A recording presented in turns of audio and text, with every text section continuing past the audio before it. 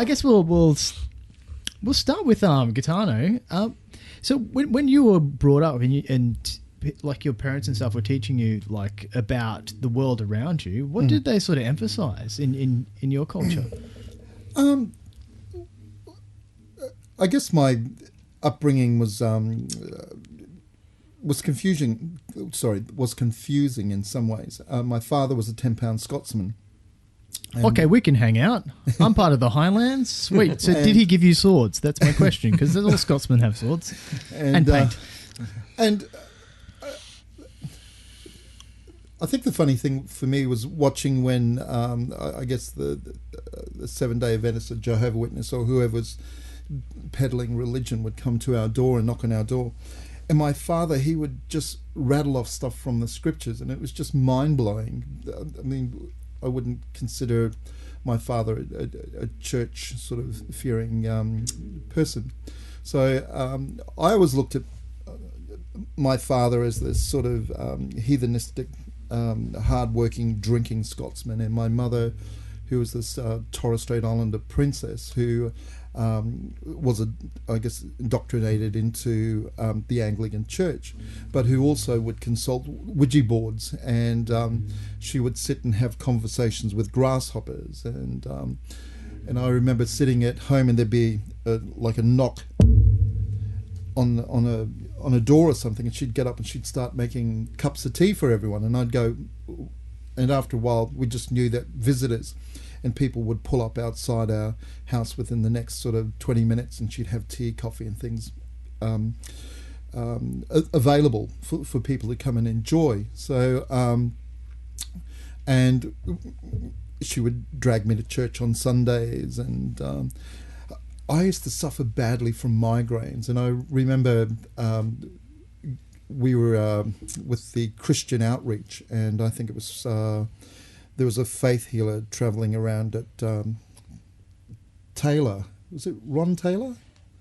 Anyway, he would go on these crusades, and I remember sitting up the back and this migraine coming on. I think we were four rows from the front of the pulpit, and this massive migraine was coming, and I just said under my breath, I just wish Jesus would do something about my fucking migraine.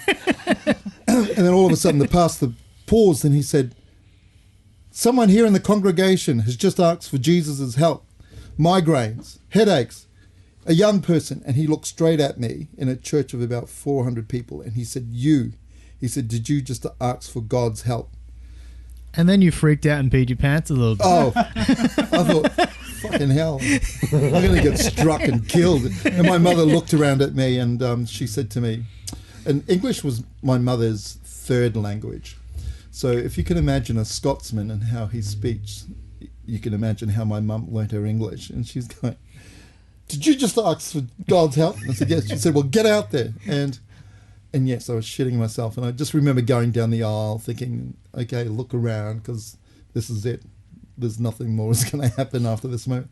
And I went out to the front, and he touched my head and said, "You know, the power of Jesus or God is with you." And then I blacked out.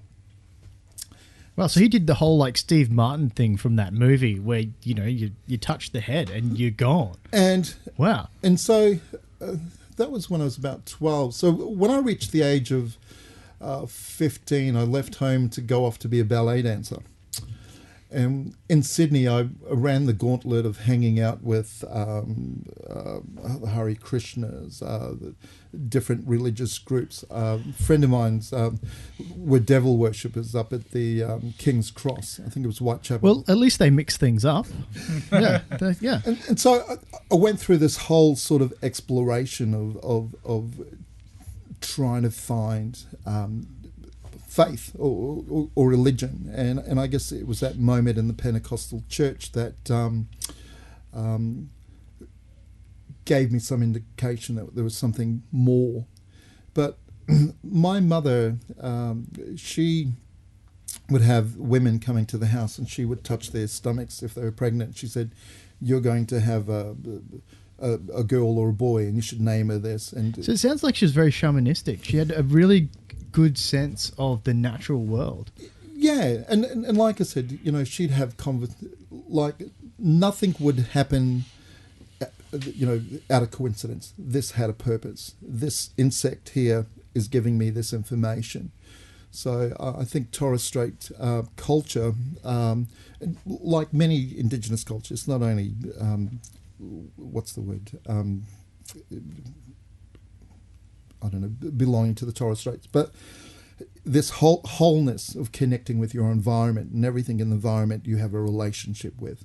So your whole existence is based on the sea, the changes of the wind, the leaves changing colours, and this would say that this particular fish was going to run. And I guess this is from people studying these things for time immemorial. Well, they see the cycles. Is that a good explanation? Yeah, cycles of life.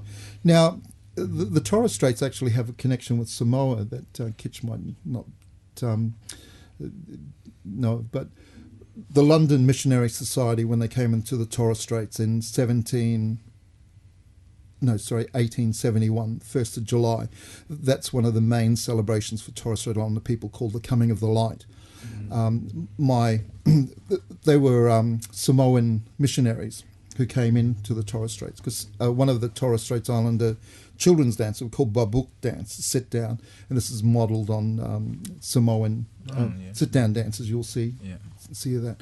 And my uncle, my maternal uncle, who was my dad was too busy drinking alcohol and being. Well, I think that was his spiritual culture, wasn't it? If he's Scottish, that's I think like them getting close to Jesus. Well, whiskey, the what is it? The whisk? What's it? The drink of life or something. And he told me of this story.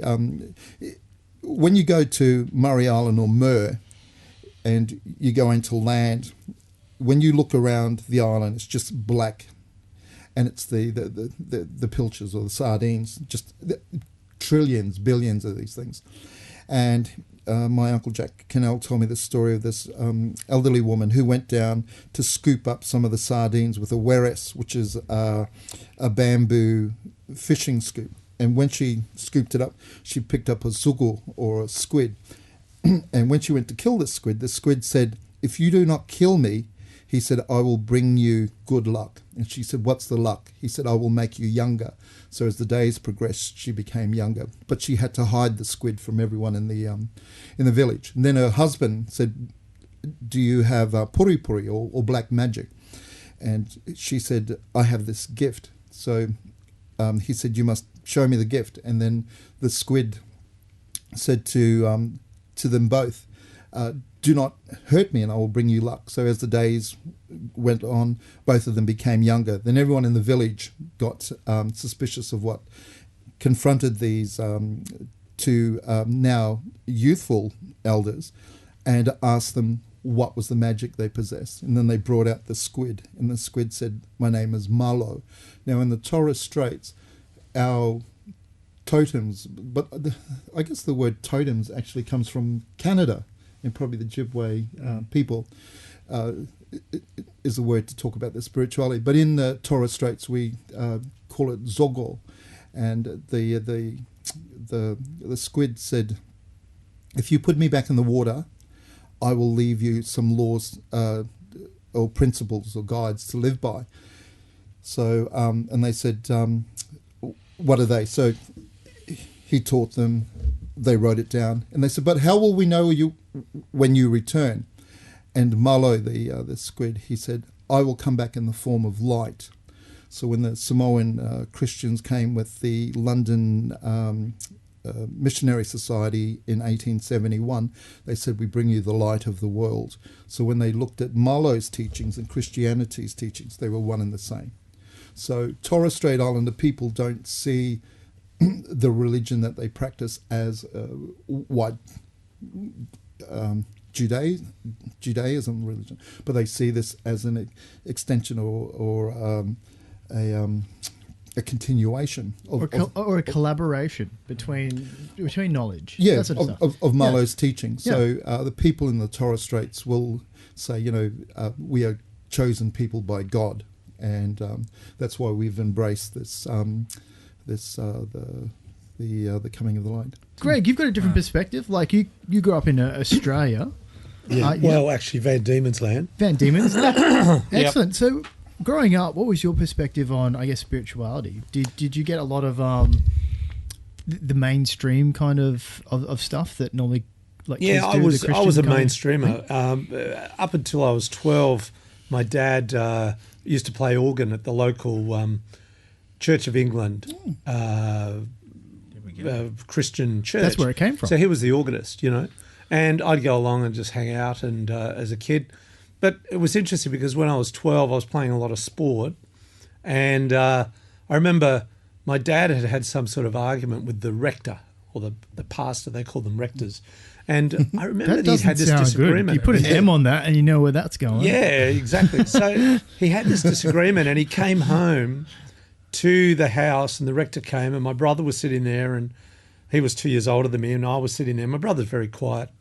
And the rector sort of said, well, I haven't seen you two boys at church lately.